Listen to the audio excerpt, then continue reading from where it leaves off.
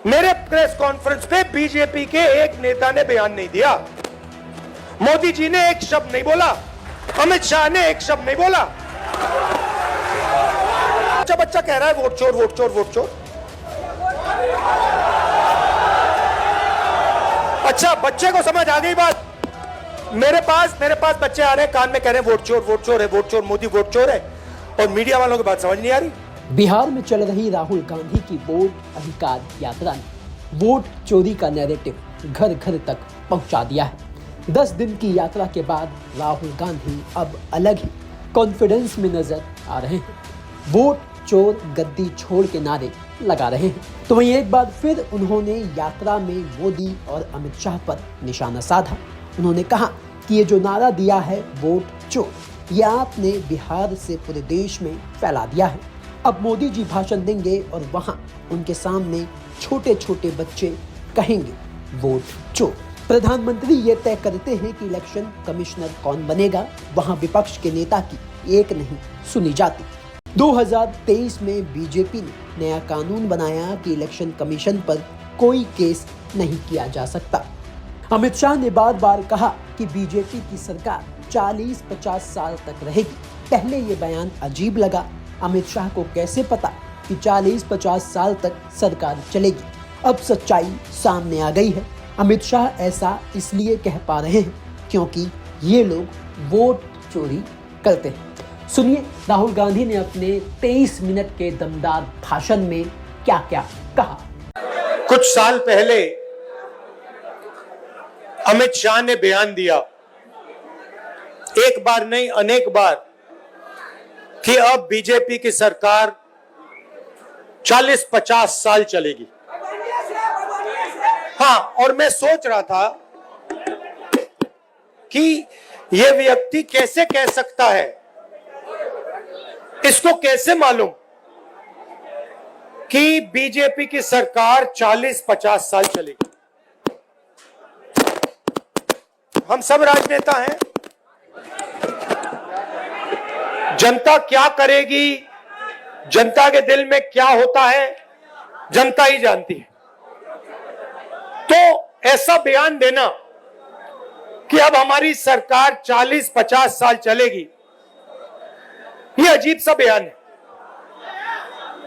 और उस टाइम मैंने सोचा था कि इसको कैसे मालूम कि 40-50 साल के लिए सरकार चलेगी। और अब सच्चाई पूरे देश के सामने आ गई है। वो ये बात इसलिए कह सकते हैं कि वो वोट चोरी करते हैं, और ये चोरी इन्होंने अभी नहीं चालू की। मैं आपको बता रहा हूं, एक दिन ये आएगा बाहर। ये चोरी सालों से हो रही है। ये चोरी गुजरात में पहले शुरू हुई, उसके बाद 2014 में नेशनल लेवल पे आई, उसके बाद चुन चुनकर ये लोग स्टेट जीतते हैं और हरवाते हैं। और ये बात मैं नहीं कहता था क्योंकि मेरे पास सबूत नहीं था, क्योंकि मैं आमतौर से ऐसे मंच पर मैं झूठ नहीं बोलता हूं। मैं वही बोलता हूं जो सच है, जिसके बारे में मुझे पूरी जानकारी है। इसलिए मैंने बहुत सालों, मुझे लगा और आप सबको भी लगा, मुझे लगा कि कुछ ना कुछ गड़बड़ है। मगर हम जिम्मेदार राजनेता हैं, तो मैंने कहा जिस दिन तक सबूत नहीं मिलेगा उस दिन तक मैं खुलकर नहीं कहूंगा कि वोट चोरी हो रही है। और फिर क्या होता है, महाराष्ट्र और हरियाणा के चुनाव आते हैं, सबसे पहले डेट बदल देते हैं, चुनाव की डेट बदल देते हैं। जो इलेक्शन कमीशन को चुनने का तरीका है, मैं मोदी जी के साथ बैठा हूं, मैं आपको बताता हूं चुनने का क्या तरीका है। चुनने का तरीका है प्रधानमंत्री डिसाइड करता है इलेक्शन कमिश्नर कौन बनेगा। वहां पे विपक्ष के नेता को बैठा देते हैं, वो सीधा कहते हैं भैया हमें लग रहा है कि इस आदमी को बनना चाहिए, विपक्ष का नेता रोक नहीं सकता। फिर 2023 में, भैया शांत हो जाए, 2023 में बीजेपी ने एक नया कानून बनाया। क्या था कि इलेक्शन कमिश्नर पर कोई केस नहीं लगाया जा सकता है। आप सोचिए, हिंदुस्तान के सब नागरिक पर केस लगाया जा सकता है। आप कुछ गलत करो, पुलिस आ जाएगी, एफआईआर हो जाएगा। 2023 तक इलेक्शन कमीशन और इलेक्शन कमिश्नर पर केस किया जा सकता था। 2023 में छुपे छुपे बीजेपी ने कानून बदला। नया कानून कहता है कि इलेक्शन कमिश्नर पर कोई जुडिशियल कार्रवाई नहीं की जा सकती, कोई केस नहीं लगाया जा सकता। अब आप पूछिए अपने आप से कि यह कानून क्यों बनाया गया? चोरी करवाने के लिए, कि ये लोग बिना डरे चोरी कर पाए। तो महाराष्ट्र में इन्होंने क्या गलती की, ये थोड़ा ज्यादा कर दिया। गलती से ये डरे हुए थे, तो इन्होंने कहा कि भैया महाराष्ट्र का चुनाव है, हरियाणा का चुनाव है, इसको जीतना है। इन्होंने चोरी थोड़ी ज्यादा कर दी, हमने पकड़ ली। जैसे अगर कोई आपके बटुए से 10 रुपए चोरी करे, शायद आपको पता ना लगे, मगर अगर एक दिन आपके बटुए में से 1000 रुपए गायब हो गए, तो आप कहोगे भैया ये तो किसी ने चोरी की है। यही हुआ हरियाणा में और महाराष्ट्र में। महाराष्ट्र में आप सुनिए, महाराष्ट्र में लोकसभा में हमारी पार्टी जीतती है, स्वीप करती है, ज्यादा से ज्यादा सीटें महाराष्ट्र में हमारा गठबंधन जीतता है। 4 महीने बाद हमारी 3 पार्टियां वहां पे, बड़ी बड़ी पार्टियां हैं, गहरी पार्टियां हैं, कांग्रेस पार्टी, एनसीपी, शिवसेना, तीनों मिलकर लड़ रही थी, गायब हो गई। तीनों की तीनों गायब हो गई। मतलब हमें 15 सीट मिल रही है, शिवसेना को, एनसीपी को मिला, सबको मिला के 25-30 सीटें मिल रही हैं। तो हमने पता लगाना शुरू किया। पता क्या लगा कि लोकसभा के बाद इलेक्शन कमीशन ने लाखों, तकरीबन 1 करोड़ से थोड़े कम नए वोटर लिस्ट में डाल दिए। नए वोटर लिस्ट में डाल दिए, और जहां भी नए वोटर आए वहां पे बीजेपी जीती। हमारे वोट कम नहीं हुए। अगर लोकसभा में हमें 100 वोट मिले, विधानसभा में हमें 100 वोट मिले, हमारे वोट कम नहीं होते, बीजेपी के बढ़ते हैं। कहां बढ़ते हैं? जहां नए वोटर आए। और हमने पूछा इलेक्शन कमीशन से कि भैया बताइए ये हैं कौन, ये कहां से आए, इनकी लिस्ट दीजिए हमें। इलेक्शन कमीशन कहता है नहीं देंगे। क्या कर लोगे? हम नहीं देंगे। उसके बाद हमने कहा देखिए वीडियोग्राफी का कानून है, आपने देखा होगा पोलिंग बूथ में वीडियो कैमरा लगे हुए हैं, देखा आपने? हमने कहा चलो लिस्ट नहीं देनी तो वीडियोग्राफी दे दो, हम देखना चाहते हैं कितने लोगों ने वोट किया, कब किया। कहते हम नहीं देंगे। और उसके बाद उन्होंने कानून बदल दिया और कहा कि 45 दिन के अंदर वीडियोग्राफी को रद्द कर दिया जाएगा, डिस्ट्रॉय कर दिया जाएगा। तो महाराष्ट्र में हमने पकड़ लिया इनको, हरियाणा में भी यही किया। फिर मैंने क्या किया, मैंने कांग्रेस पार्टी के हमारे जो लोग हैं उनसे कहा था एक काम करो, कर्नाटक में एक सीट में जाकर गहराई से देखो हुआ क्या। तो बेंगलोर सेंट्रल सीट हमने चुनी और उसमें एक असेंबली में हमने काम शुरू किया। कागज की लिस्ट थी 8 फुट कागज के, मतलब इतने बड़े 200-300 किलो के लिस्टें थी कागज की। उसमें क्या करना है? आपका नाम क्या है? हाँ, आपका नाम? हाँ, उसमें क्या करना पड़ा हमें? मोहम्मद अख्तर जी का चेहरा लाखों दूसरे चेहरों से फोटोग्राफ को मिलाना पड़ा। मतलब इनकी फोटो देखी और हर फोटो से मिलानी पड़ी। इनका नाम देखा, हर नाम से मिलाना पड़ा। इनका एड्रेस देखा, हर एड्रेस से मिलाना पड़ा। 6 महीने लगे। 30-40 लोग 16-16 घंटे काम किए। हमें पता लगा कि महादेवपुरा असेंबली में 1 लाख फर्जी वोटर थे। कोई वोटर 4-5 बार उसका नाम आ रहा है, इस बूथ में आ रहा है, इस बूथ में आ रहा है, इस बूथ में आ रहा है, उस बूथ में आ रहा है। छोटा सा घर है, 1 बेडरूम का घर है, उसमें 70-80 लोग रहते हैं। जब हमने आदमी भेजा, भाई पता लगा इसमें 70 लोग रहते हैं, कहते भैया यहां तो कोई रहता नहीं है, यहां तो 4 लोग रहने। 1 लाख नए वोटर इन्होंने एक असेंबली में ऐड कर दिए। अब सुनिए, अगर आप उस असेंबली को हटा दो, वो बेंगलोर सेंट्रल में 7 असेंबली हैं, अगर आप उस असेंबली को हटा दो तो 6 की 6 में कांग्रेस पार्टी जीत रही थी। अगर आप वो एक असेंबली जोड़ दो, वो जो 1 लाख वोटर ऐड किए वो सारे के सारे बीजेपी को गए और बीजेपी लोकसभा जीत गई।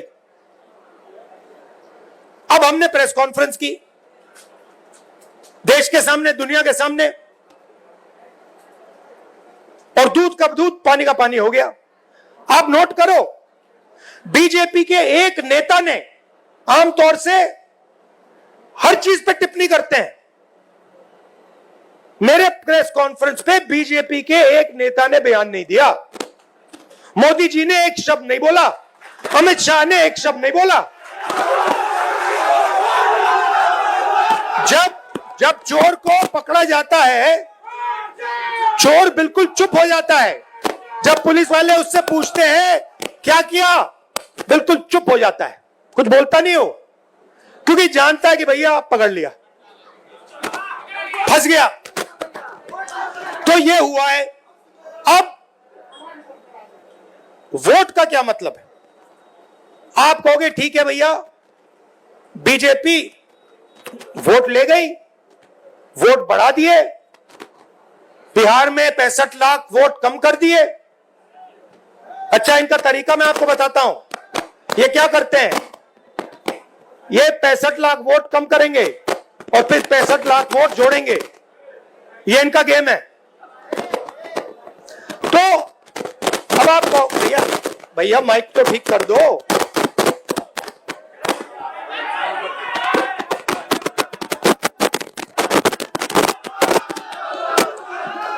हेलो,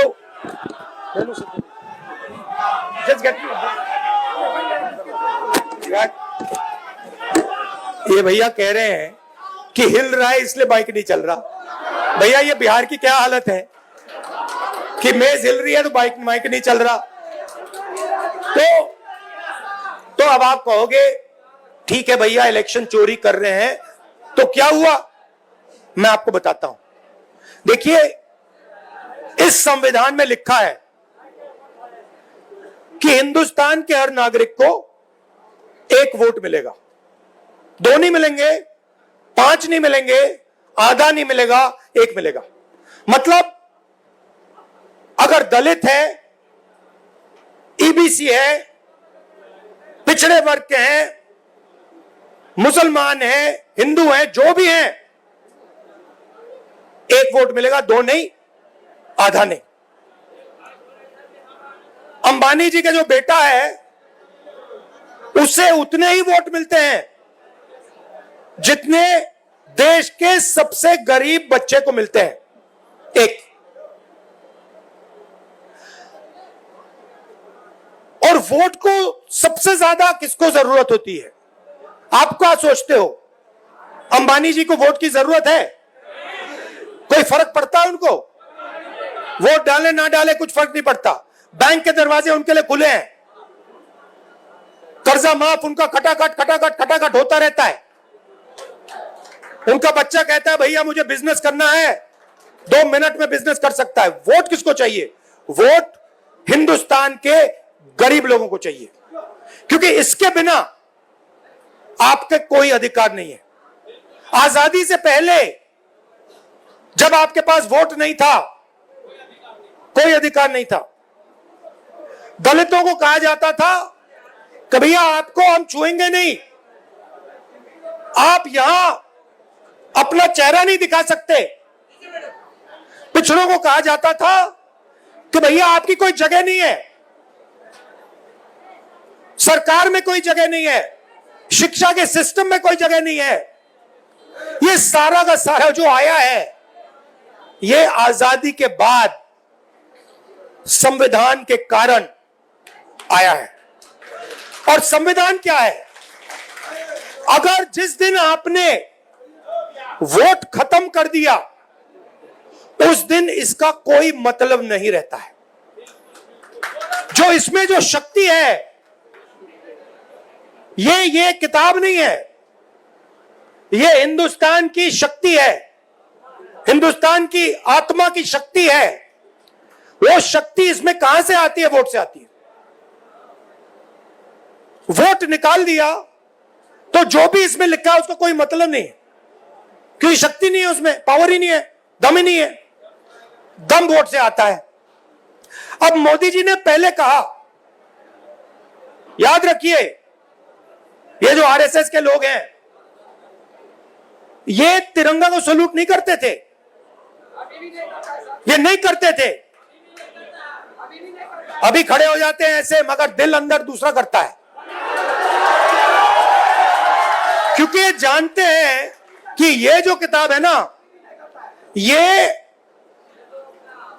पिछड़ों को, ईबीसी को, दलितों को, गरीब जनरल कास्ट के लोगों को, महिलाओं को आगे बढ़ाने की किताब है, उनके अधिकार की किताब है, और वो अधिकार नहीं देना चाहते। तो ये इसको चुनाव में इन्होंने कहा, बड़े बड़े नेताओं ने कहा हम संविधान को बदल देंगे, और हमने कहा ऐसे नहीं होगा, सपने मत देखो, संविधान को कोई शक्ति नहीं बदल सकती।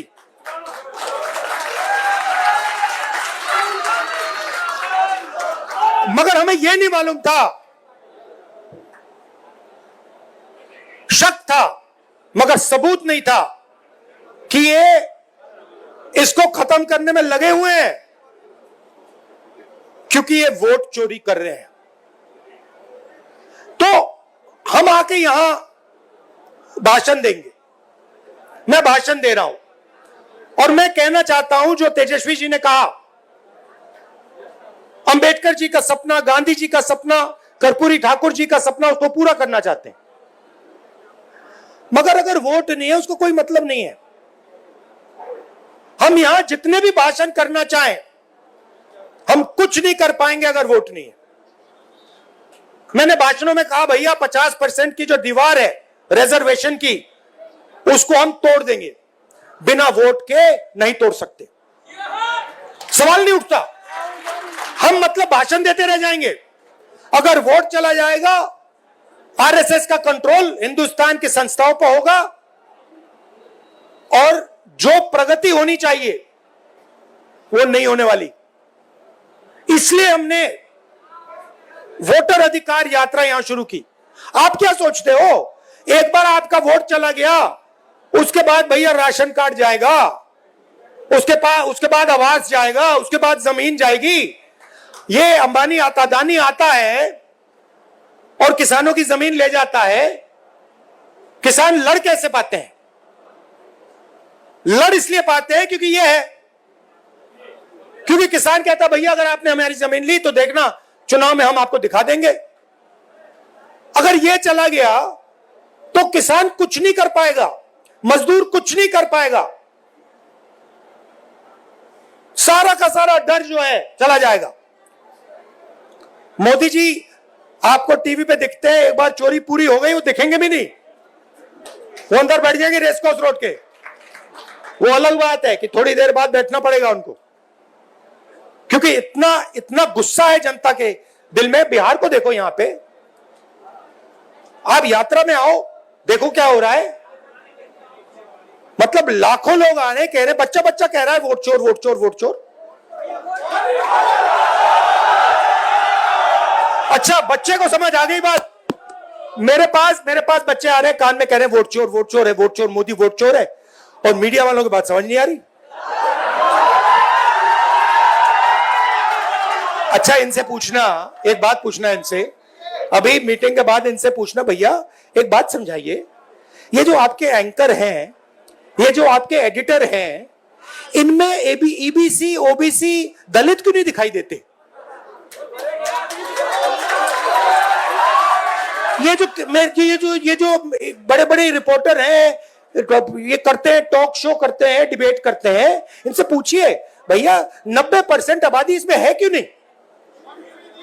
एक आपको ओबीसी नहीं मिलेगा, एक दलित नहीं मिलेगा, एक बैकवर्ड नहीं मिलेगा, नहीं मिलेगा, पूछ लो, एक नहीं मिलेगा। ये भैया आपकी आवाज नहीं है, ये बात याद रखिए, ये नरेंद्र मोदी की आवाज है। इनकी गलती नहीं है बेचारों की। देखिए, इनको सैलरी लेनी है, इनको बच्चों को स्कूल भेजना है, इनकी गलती नहीं है, इनके मालिकों की बात कर रहा हूं, इनकी मजबूरी है बेचारों की, है ना। तो देखिए, मैं आपको बताता हूं, मुझ में अजीब सी बात है। जब मैं छोटा सा था तब से, जब मैं मन बना लेता हूं ना कि ये करना है, बस गया काम, वो होगा। और मैं बता रहा हूं, मैं मतलब आधा काम नहीं करता हूं। मैंने कहा था कि जमीन अधिग्रहण बिल होगा, आधी कांग्रेस पार्टी खिलाफ खड़ी हो गई थी, मैंने कहा भैया आप करो जो करना है, ये होगा, मैंने करवा दिया। तो मेरा कहना है, एक बात आप लोग समझ लीजिए कि 90% जो लोग हैं, तकरीबन 50% बैकवर्ड कास्ट में आते हैं, उसमें ईबीसी है, ओबीसी है, तकरीबन 15% दलित हैं, उसमें महादलित भी हैं, तकरीबन 15% माइनॉरिटीज हैं। नहीं, बिहार की बात नहीं कर रहा हूं, देश की बात कर रहा हूं। और आदिवासी तकरीबन 9%। सबको जोड़ लो 90% हो जाता है। और मुझे क्या दिख रहा है कि इस देश में 90% को कुछ मिलता ही नहीं है। आप देखते रह जाते हो। तो आने वाले समय में जो 90% है, उसको राजनीति में, हिंदुस्तान के इंस्टीट्यूशंस में, सारी जगह भागीदारी मिलनी होगी। और एक नए तरीके से सोचकर हमें विकास करना पड़ेगा। और मैं आपको सीधा बता देता हूं, जो मैं कहता हूं, जिस प्रकार से मैं साफ कहता हूं, मुझे मतलब मैं झिझकता नहीं हूं। जाति जनगणना, हाँ, जाति जनगणना तो फाउंडेशन है उसका। सबसे पहले जाति जनगणना में दूध का दूध पानी का पानी हो जाएगा, कौन क्या है क्या नहीं है कहां है सब पता लग जाएगा।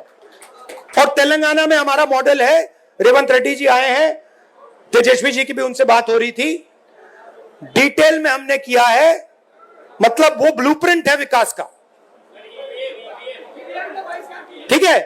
तो एक नए तरीके से हम विकास के बारे में सोचेंगे, जिसमें सब लोगों को लगेगा कि देश हमारा है, देश की संस्थाओं में हमारे भी लोग हैं और मजा आ रहा है।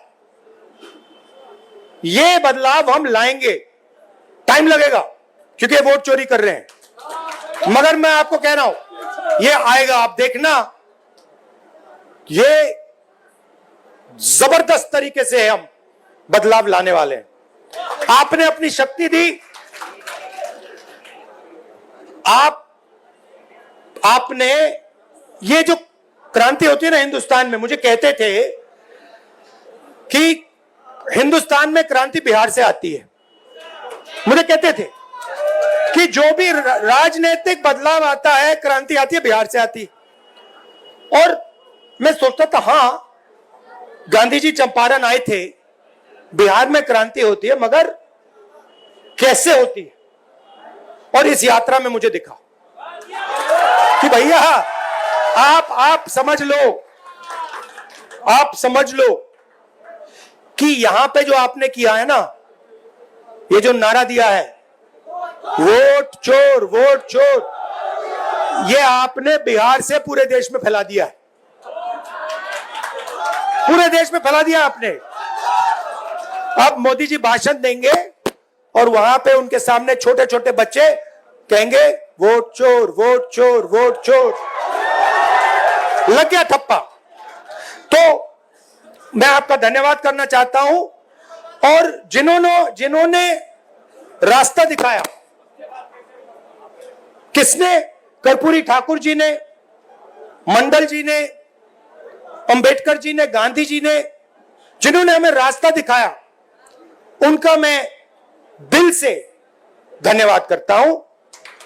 नमस्कार, जय हिंद। तो कुल मिलाकर राहुल गांधी अब आक्रामक मोड में नजर आ रहे हैं। वोट चोरी बड़ा मुद्दा बिहार में बनता हुआ दिखाई दे रहा है। अब चुनाव तक इसका असर कितना रहने वाला होगा, बिहार के चुनाव में क्या एक बड़ा मुद्दा होगा, क्या ये जनता को सीधा प्रभावित करेगा, ये तो देखने वाली बात होगी।